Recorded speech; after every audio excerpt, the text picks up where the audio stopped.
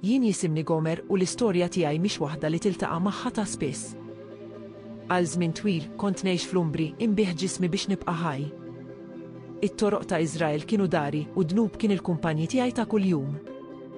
Qatt ma ħsibt li ħajti seta' tinbidel sa ma wasal dak il-jum li biddilli ħajti. Ix-xemx kienet riesqa biex tinżel fuq Samarija meta rajtu għall-ewwel darba. Hosea, raġel magħruf għad-devozzjoni tiegħu lejn Alla, resaq lejja bħarsa li qatt mu se ninsa. Ma kinitx xewqa li rajt f'għajnejh, iżda kompassjoni. Mett idu u qalli kliem li ħawad li moħħi, Alla batni biex insalvak. Imħawda u mbeżza, ma kontx naf x'naqbad nagħmel. Kif seta' raġel tal-Alla jrid xi ħaġa minn waħda bħali? Iżda kien hemm xi ħaġa f'leħnu ċertezza li ma titħarrikx li laqtitni. F'dak il-mument ħassejt xrara ta' tama tixel f'qalbi jibsa. Hosea offri li ħafna aktar milli stajt nobsor, mhux biss ħarba mill-ħajja mimlija degradazzjoni, iżda bidu ġdid. Talabni niżżewġu, idea li kienet tant il-bot mir-realtà tiegħi li kważi deret daħkanija. Madankollu xi ħaġa ġo fija kienet tixxenna għal dan it-tibdil, għal din l-opportunità ta' fidwa. Aċċettajt it-talba tiegħu bla ma kont naf li kont se nibda vjaġġ li mhux biss kien se jibdel ħajti, iżda jsir xhieda għall poplu kollu ta' Iżrael. Iż-żwieġ ma' Hosea kien il-bidu ta' kapitlu ġdid f'ħajti, imma ma ħassar xejn mill-modi tiegħi mill-lum għal-għada. Kull jum kien taqbida ġewwinija bejn żewġ dinjiet differenti, il-kumdità familjari tal-ħajja l-antika tiegħi u t-territorju mhux magħruf tal-ħajja onesta. Hosea kien paċenzjuż u mimli mħabba, imma xorta kont inħossni qisni daħħalt ruħi fejn ma jesanix f'daru. In-nisa tal-profeti l-oħra kienu jħarsu lejja b'suspett u ma stajtx inwaħħal fihom. Wara kollox x'kienet qed tagħmel eks-prostituta ma' raġel daqshekk rispettat. Id-drawwiet antiki tiegħi xi drabi kienu jippruvaw jerġgħu jitfaċċaw. Kien hemm drabi meta kont nixxenna għall-libertà tat-toroq, għall-adrenalina tal-ħajja li kont naf daqstant tajjeb. Hosea kien jinduna bit-tħassib tiegħi imma qatt ma kundannani. Minflok kien jallimni dwar Alla li kien batu biex isalvani. B'mod bil-mod bdejt nifhem l-iskop akbar wara żwieġ tagħna. Ma kienx biss dwar il-fidwa personali tiegħi, imma dwar messaġġ qawwi li Alla rid iwassal lill-poplu tiegħu. L-istorja tagħna kienet riflessjoni ħajja tal-imħabba bla kundizzjoni ta' Alla għal Iżrael, anke meta n-nazzjon kienet titbiet minnu. Din ir-rivelazzjoni mlietni baġeb u biża' fl-istess ħin. Kif jien b'dak li modi kollu mċappas tiegħi, stajt inkun strument f'idejn is-Setani. Ir-responsabbiltà kienet tafġek imma fl-istess ħin tatni skop ġdid. Jum wara l-ieħor ħabirt biex naddatta ruħi għal ħajja ta' mara ta' profeta. Tallimt kif nieħu ħsieb dar, kif inġib ruħi fis-soċjetà, kif naqra l-iskrittura. Iżda aktar minn hekk tallimt dwar il-maħfra u l-grazzja. Hosea qatt ma waqaf iħobbni anke fl-ar mumenti tiegħi, l-istess bħalma Alla qatt ma abbanduna l-poplu tiegħu li kien jiżbalja. Din il-ħajja l-ġdida kienet sfida kontinwa, qisni qed nimxi fuq ħabel bejn l-imoddi u l-futur tiegħi. Iżda ma' kull pass li kont nieħu ma' ġenb Hosea, kont nersaq eqreb lejn li nsir il-mara li Alla kien ippjana li nkun mill-bidu. Il-miġja ta' wliedi mmarkat stadju ġdid fit-tibdil tiegħi. Meta skoprejt li kont ilha għall-ewwel darba, ġieni biża' kbir. Kif jien b'dak li mod imqalleb tiegħi stajt inkun omm. Iżda Hosea bil-erf sott tiegħu serħilni rasi li din kienet parti oħra mill-pjan divin.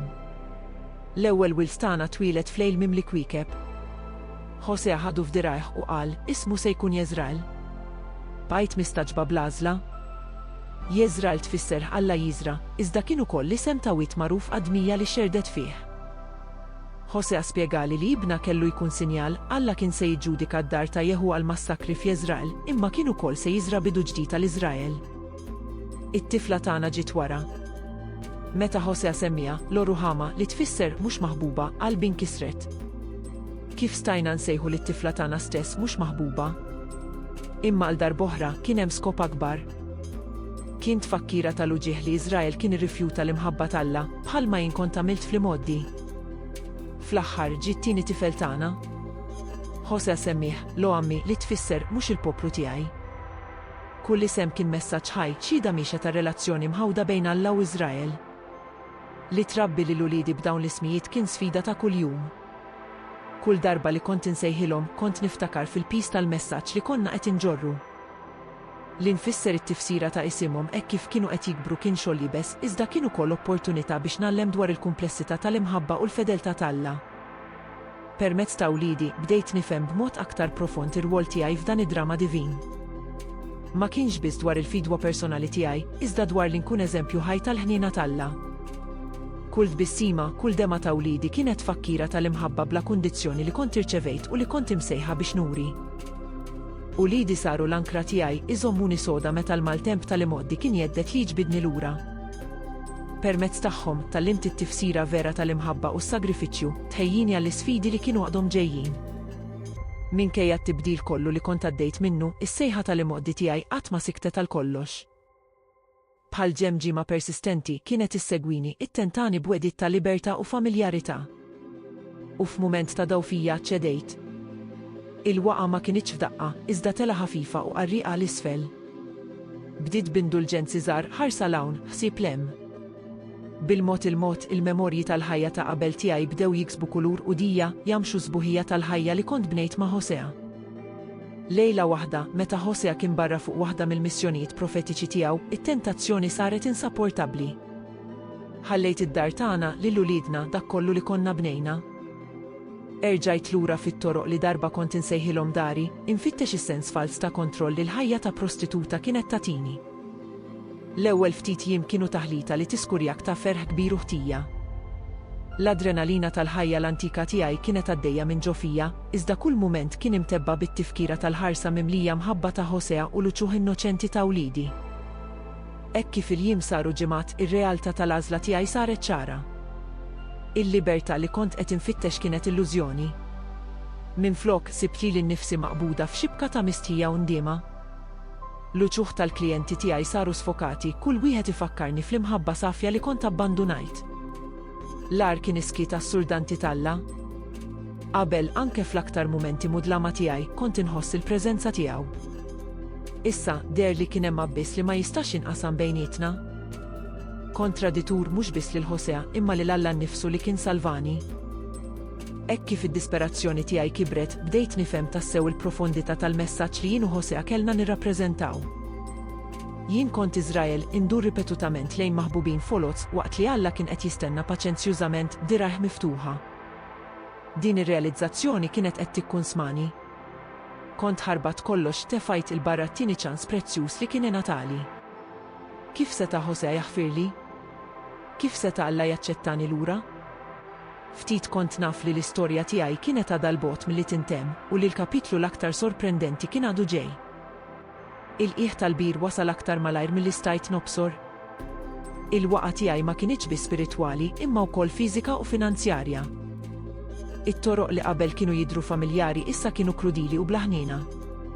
Spiċċajt imbieħ bħala l-sira, destin li qatt ma kont immaġinajt għalija nnifsi.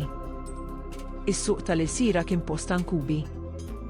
Irġiel goffi kienu jeżaminawni qisni bima jiddiskutu l-valur tiegħi qisni ma kontx aktar minn oġġett. L-umiljazzjoni kienet insapportabbli. Jien li darba kont nażel il-klijenti tiegħi issa ma kelli l-ebda vuċi u l-ebda għażla dwar id-destin tiegħi. Waqt li kont hemm esposta u vulnerabbli, ħsibijieti marru lura għal Hosea u wliedna. L-uġieħ ta' nostalġija u d-dispjaċir kien kważi fiżiku. Kont fajt il-barra mħabba vera għall-illużjoni ta' libertà u issa kont qed inħallas l-ogħla prezz. Kien f'dan il-mument ta' disperazzjoni assoluta li ġara l-impossibbli. Fost il-folla ta' uċuħ mhux magħrufa u ostili, rajt wieħed li kien aktar familjari għalija mill-istess rifless tiegħi. Hosea kien hemm għajnejh fissi fuqi b'intensità li ħallitni bla nifs. Qalbi bdiet ħabbat bil-qawwi. Forsi kien ġie biex jikkundannani? Biex jara l-kastik finali tiegħi għat-tradiment tiegħi?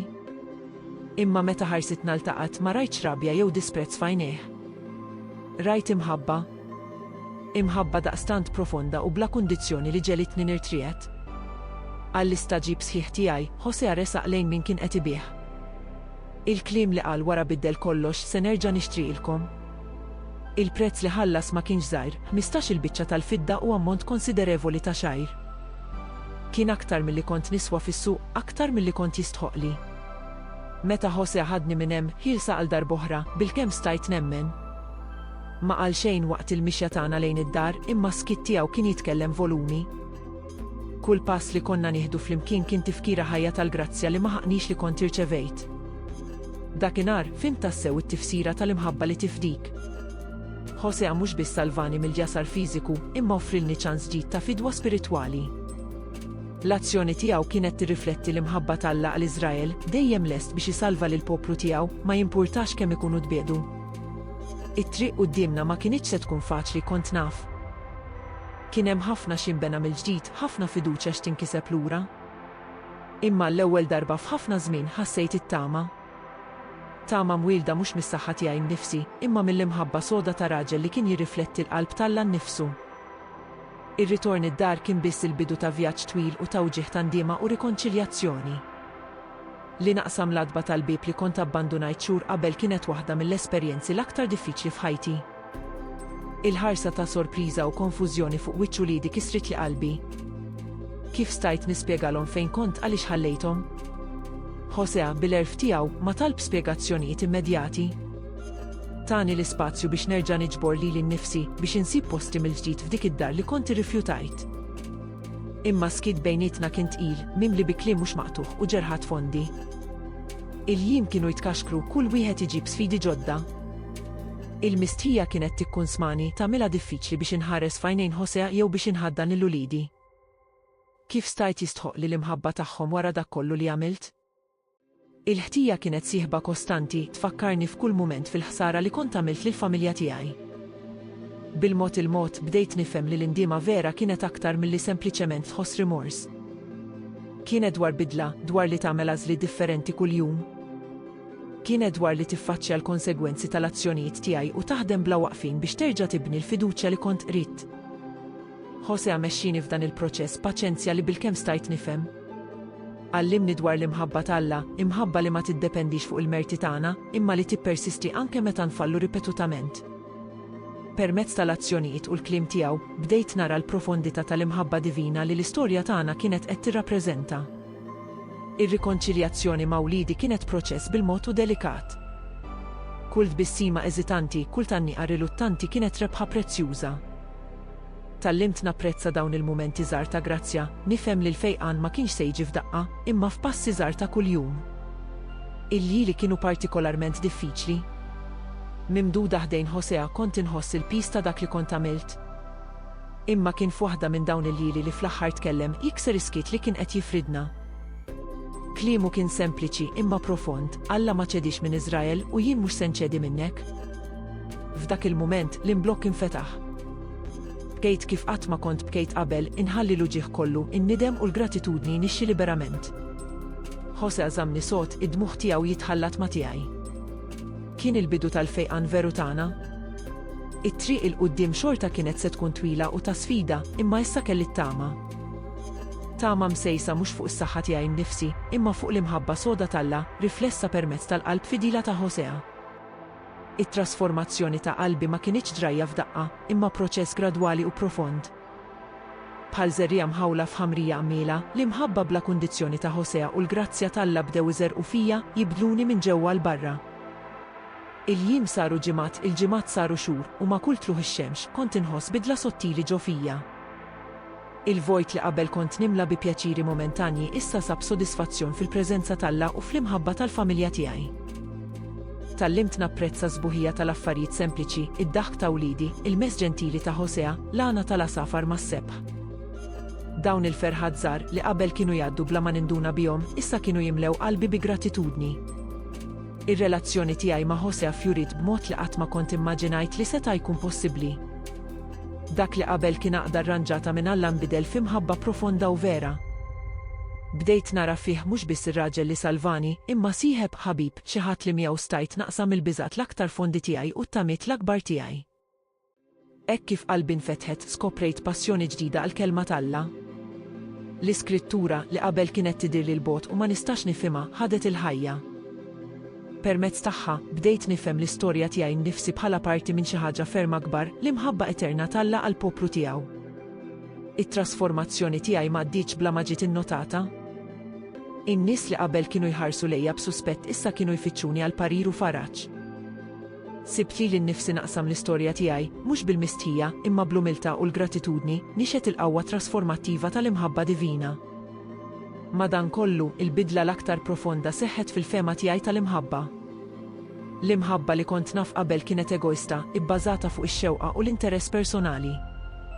Issa kont qed nesperjenza mħabba li tagħti li tippersisti anke quddiem ir-rifjut li tfittex il-ġid tal-oħrajn fuq kollox. Dan il-fejm ġdid tal-imħabba permettili nħobb lil uliedi b'mod li qatt ma kont kapaċi qabel. Isimhom li qabel kienu tfakkira ta' wġieħ tal-passat tiegħi saru dikjarazzjoni qawwija tal-fedeltà t'Alla. Il-preżenza tiegħi ħdejn Ħosea, profeta rispettat, kienet tfakkira kostanti għal kull min kien jarana. In-nies kienu jistaqsu kif raġel t'Alla seta' jħobb lil xi ħadd bl-modi tiegħi. Kienet preċiżament din il-mistoqsija li kienet tiftaħ bibien għal konverzazzjonijiet profondi dwar in-natura tal-imħabba divina. Fis-swieq, fis-sinagoġi, fit-toroq ta' Iżrael, l-istorja tagħna kienet tiġi rrakkontata u rrepetuta. Xi wħud kienu jisimgħuha b'xettiċiżmu, oħrajn baġeb, imma ħadd ma kien indifferenti. Permezz ta' ħajjitna, in-nies bdew jaraw il-profondità tal-imħabba t'Alla, imħabba li segwi, li tifdik, li tirrestawra.